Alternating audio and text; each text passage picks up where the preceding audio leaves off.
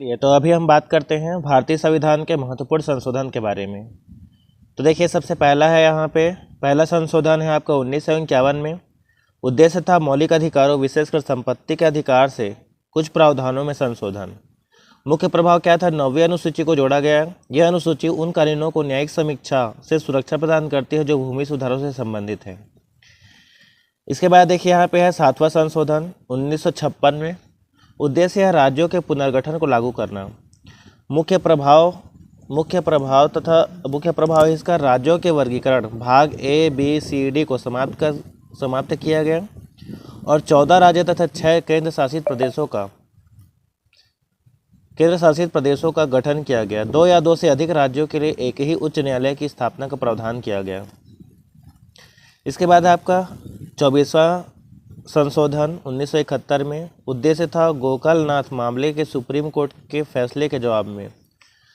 प्रमुख प्रभाव था सांसद को मौलिक अधिकारों सहित संविधान के किसी भी हिस्से में संशोधन करने की शक्ति दी गई। राष्ट्रपति के लिए संविधान संशोधन विधेयक पर सहमति देना अनिवार्य बनाया गया। इसके बाद है आपका अनुच्छेद। इसके बाद है 42वां संशोधन है आपका 1976। लघु संविधान के रूप में जाना जाता है। उद्देश्य है आंतरिक शांति के दौरान संविधान में व्यापक बदलाव लाना। मुख्य प्रभाव या प्रस्तावना में 3 शब्द जोड़े गए हैं: समाजवादी, पंथनिरपेक्ष और अखंडता। इसको पूछता है, याद रखना है इसको। ठीक है। भाग 4A में है मौलिक कर्तव्य। अनुच्छेद 51A जोड़े गए। राष्ट्रपति को मंत्रिपरिषद की सलाह मानने के लिए बाध्य किया गया है। लोकसभा और राज्य विधानसभाओं का कार्यकाल 5 वर्ष से बढ़ाकर 6 वर्ष किया गया। इसके बाद है 44वां संशोधन 1978। उद्देश्य है 42वें संशोधन द्वारा किए गए अत्यधिक बदलाव को पलटना और संतुलन बहाल करना।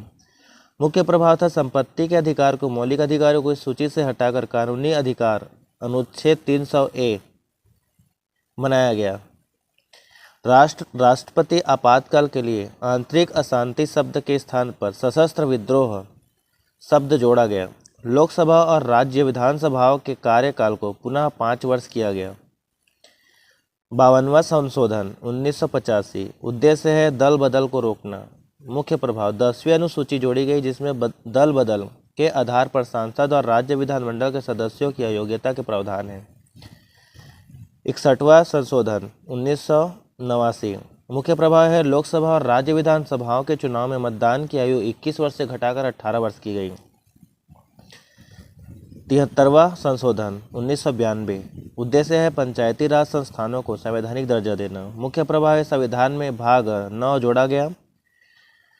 11वीं अनुसूची जोड़ी गई जिसमें पंचायतों के लिए 29 विषय हैं। इसके बाद है 74वां संशोधन 1992। उद्देश्य है शहरी स्थानीय निकायों को संवैधानिक दर्जा देना। मुख्य प्रभाव था संविधान में भाग 9A जोड़ा गया। 12वीं अनुसूची जोड़ी गई जिसमें नगर पालिकाओं के लिए 18 विषय हैं। 86वां संशोधन 2002। मुख्य प्रभाव है शिक्षा के अधिकार को मौलिक अधिकार बनाया गया। अनुच्छेद 21A जिसमें 6 से 14 वर्ष के बच्चों के लिए मुफ्त और अनिवार्य शिक्षा का प्रावधान है। अनुच्छेद 45 और 51A में भी संशोधन किया गया। 91वां संशोधन 2003। मंत्रिपरिषद के आकार को सीमित करना और दल बदलों को सार्वजनिक पद धारण करने से रोकना। मुख्य प्रभाव है केंद्रीय और राज्य मंत्रिपरिषद का आकार लोकसभा राज्य विधानसभा के कुल सदस्यों के 15% से अधिक नहीं हो सकता। दिल्ली में 10% से अधिक नहीं। 97वां संशोधन 2011। सहकारी समितियों को संवैधानिक दर्जा संरक्षण देना। मुख्य प्रभाव है सहकारी समितियों को बनाने के अधिकार को मौलिक अधिकार बनाया गया। अनुच्छेद 19। अनुच्छेद 43B जोड़ा गया। DPSP संविधान में भाग 9B जोड़ा गया। उसके बाद है यहाँ पे 101वां संशोधन 2016 में। मुख्य प्रभाव था वस्तु एवं सेवा कर GST को लागू किया गया। 102वां संशोधन 2018। मुख्य प्रभाव राष्ट्रीय पिछड़ा वर्ग आयोग NCBC को संवैधानिक दर्जा दिया गया। अनुच्छेद 338B में। 103वां संशोधन 2019। आर्थिक रूप से कमजोर वर्गों EWS को सरकारी नौकरी और शिक्षण संस्थानों में 10% आरक्षण प्रदान किया गया। अनुच्छेद 15 और 16 में संशोधन। 104वां संशोधन 2020। मुख्य प्रभाव है लोकसभा और राज्य विधानसभाओं में एससी और एसटी के लिए सीटों का आरक्षण अगले 10 वर्ष 2023-30 तक के लिए बढ़ाया गया। लोकसभा और राज्य विधानसभाओं में एंग्लो इंडियन समुदाय के लिए सीटों के नामांकन का प्रावधान समाप्त कर दिया गया।